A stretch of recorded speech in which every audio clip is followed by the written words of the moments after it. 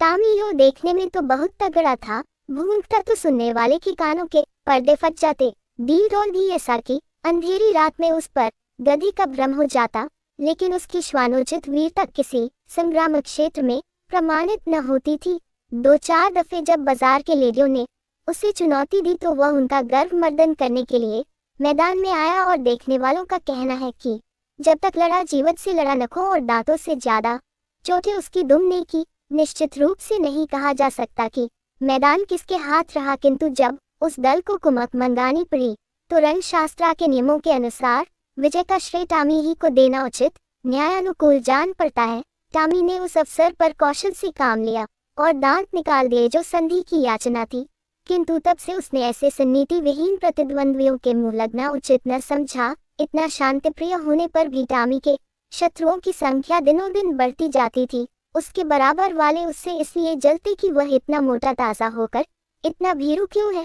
बाजारी दल इसलिए जलता कि टॉमी के मारे घुरों पर की हड्डियां भी न बचने पाती थी। वह घड़ी रात रहे उठता और हलवाइयों की दुकानों के सामने के दोने और पत्तल कसाईखाने के सामने की हड्डियां और छीछड़े चबा डालता।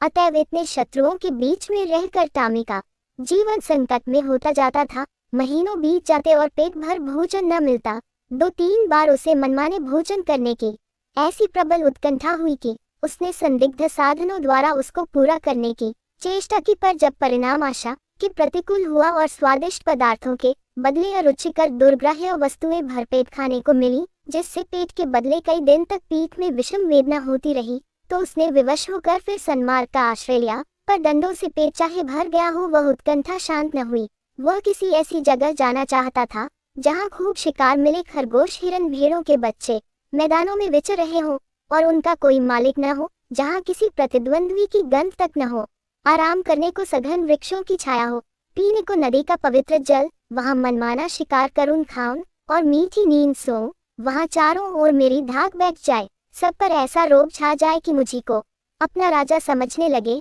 और धीरे धीरे मेरा ऐसा सिक्का बैठ जाए कि किसी द्वेषी को वहाँ पैर रखने का साहस ही न हो। संयोगवश एक दिन वह इन्हीं कल्पनाओं के सुख स्वप्न देखता हुआ सिर झुकाए सड़क छोड़कर गलियों से चला जा रहा था कि सहसा एक सज्जन से उसकी मुठभेड़ हो गई। टॉमी ने चाहा कि बचकर निकल जाऊं, पर वह दुष्ट इतना शांतिप्रिय न था। उसने तुरंत झपट कर टॉमी का टटुआ पकड़ लिया। टॉमी ने बहुत अनुनय विनय की, गिड़गिड़ा कर कहा, ईश्वर के लिए मुझे यहाँ से चले जाने दो, कसम ले लो जो इधर पैर रखूं।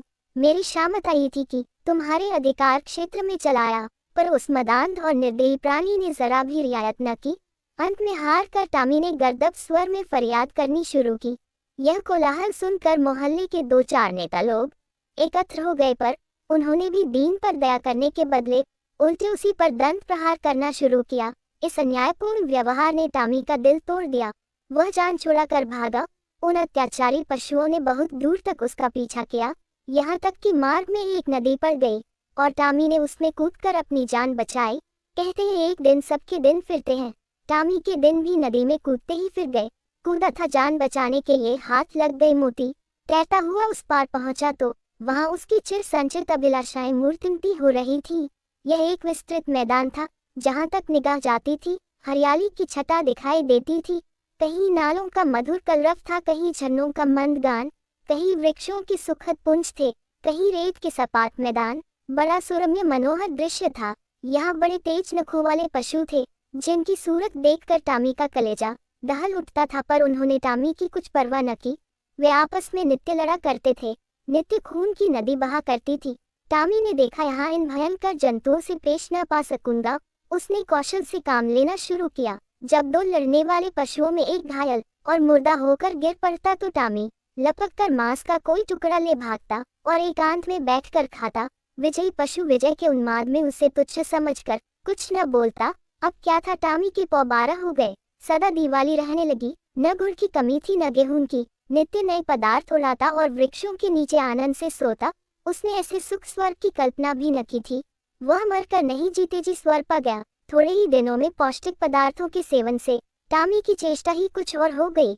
उसका शरीर तेजस्वी और सुगठित हो गया। अब वह छोटे मोटे जीवों पर स्वयं हाथ साफ करने लगा। जंगल के जंतु अब चौंके और उसे वहां से भगा देने का यत्न करने लगे।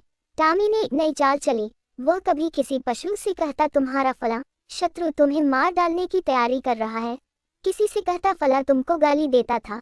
जंगल के जंतु उसके चकमे में आकर आपस में लड़ जाते और टामी की चांदी हो जाती।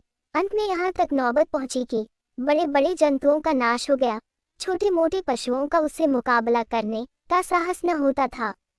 उसकी उन्नति और शक्ति देखकर उन्हें ऐसा प्रतीत होने लगा मानो यह विचित्र जीव आकाश से हमारे ऊपर शासन करने के लिए भेजा गया है। टामी भी अब अपनी शिकारबाजी के जौहर दिखाकर उनकी इस भ्रांति को पुष्ट किया करता था। बड़े गर्व से कहता परमात्मा ने मुझे तुम्हारे ऊपर राज्य करने के लिए भेजा है, यह ईश्वर की इच्छा है। तुम आराम से अपने घर में पड़े रहो, मैं तुमसे कुछ न बोलूंगा, केवल तुम्हारी सेवा करने के पुरस्कार स्वरूप तुम में से एकाध का शिकार कर लिया करूंगा। आखिर मेरे भी तो पेट है, बिना आहार के कैसे जीवित रहूंगा और कैसे तुम्हारी रक्षा करूंगा। वह बड़ी शान से जंगल में चारों ओर गौरवान्वित दृष्टि से ताकता हुआ विचरा करता। टामी को अब कोई चिंता थी तो यह कि इस देश में मेरा कोई मुद्दई न उठ खड़ा हो। वह सजग और सशस्त्र रहने लगा। ज्यों ज्यों दिन गुजरते थे और सुख भोग का चस्का बढ़ता जाता था, त्यों त्यों उसकी चिंता भी बढ़ती जाती थी। बस अब बहुधा रात को चौक पड़ता और किसी अज्ञात शत्रु के पीछे दौड़ता। अक्सर अंधा कुकुर बात से भून वाली लोकोक्ति को चरितार्थ करता। वन के पशुओं से कहता ईश्वर न करे कि तुम किसी दूसरे शासक के पंजे में फंस जाओ, वह तुम्हें पीस डालेगा। मैं तुम्हारा हितैषी हूँ, सदैव तुम्हारी शुभकामना में मग्न रहता हूँ, किसी दूसरे से यह आशा मत रखो। पशु एक स्वर में कहते जब तक हम जिएंगे आप ही के अधीन रहेंगे। आखिरकार यह हुआ कि टामी को क्षण भर भी शांति से बैठना दुर्लभ हो गया। वह रात दिन भर नदी के किनारे इधर से उधर चक्कर लगाया करता, दौड़ते दौड़ते हाँफने लगता, बेदम हो जाता, मगर चित्त को शांति न मिलती, कहीं कोई शत्रु न घुस आए। लेकिन ग्वार का महीना आया तो टामी का चित्त एक बार फिर अपने पुराने सहचरी से मिलने के लिए लालायित होने लगा। वह अपने मन को किसी भांति रोक न सका। वह दिन याद आया जब वह 2-4 मित्रों के साथ किसी प्रेमिका के पीछे गली गली और कूचे कूचे में चक्कर लगाता था। 2-4 दिन तो उसने सब्र किया, पर अंत में आवेग इतना प्रबल हुआ कि वह तकदीर ठोंक कर खड़ा हुआ। उसे अब अपने तेज और बल पर अभिमान भी था। 2-4 को तो वही मजा चखा सकता था, किंतु नदी के इस पार आते ही उसका आत्मविश्वास प्रातः काल के तम के समान फटने लगा। उसकी चाल मन पड़ गई, आप ही आप सिर झुक गया, दुम सिकुड़ गई। मगर एक प्रेमिका को आते देख कर वह विह्वल हो उठा, उसके पीछे हो लिया। प्रेमिका को उसकी वह कुचेष्टा अप्रिय लगी। उसने तीव्र स्वर से उसकी अवहेलना की। उसकी आवाज सुनते ही उसके कई प्रेमी आ पहुंचे और टामी को वहां देखते ही जामे से बाहर हो गए। टामी सिट पिटा गया, अभी निश्चय न कर सका था कि क्या करूं कि चारों ओर से उस पर दांतों और नखों की वर्षा होने लगी। भागते भी न बन पड़ा, दिल लहूलुहान हो गई। भागा भी तो शैतानों का एक दल पीछे था। उस दिन से उसके दिल में शंका सी समा गई। हर घड़ी यह भय लगा रहता कि आक्रमणकारियों का दल मेरे सुख और शांति में बाधा डालने के लिए, मेरे स्वर्ग को विध्वंस करने के लिए आ रहा है। यह शंका पहले भी कम न थी, अब और भी बढ़ गई। एक दिन उसका चित्त भय से इतना व्याकुल हुआ कि उसे जान पड़ा शत्रु दल आ पहुंचा। वह बड़े वेग से नदी के किनारे आया और इधर से उधर दौड़ने लगा। दिन बीत गया, रात बीत गई, पर उसने विश्राम न लिया। दूसरा दिन आया और गया, पर टामी निराहार निर्जल नदी के किनारे चक्कर लगाता रहा। इस तरह 5 दिन बीत गए। टामी के पैर लड़खड़ाने लगे, आंखों तले अंधेरा छाने लगा। क्षुधा से व्याकुल होकर गिर पड़ता, पर वह शंका किसी भांति शांत न हुई। अंत में 7वें दिन अभागा टामी अधिकार चिंता से ग्रस्त चर्च और शिथिल होकर परलोक से धारा। वन का कोई पशु उसके निकट न गया, किसी ने उसकी चर्चा तक न की, किसी ने उसकी लाश पर आंसू तक न बहाए। कई दिनों तक उस पर गिद्ध और कौए मंडराते रहे। अंत में अस्थिपंजरों के सिवा और कुछ न रह गया।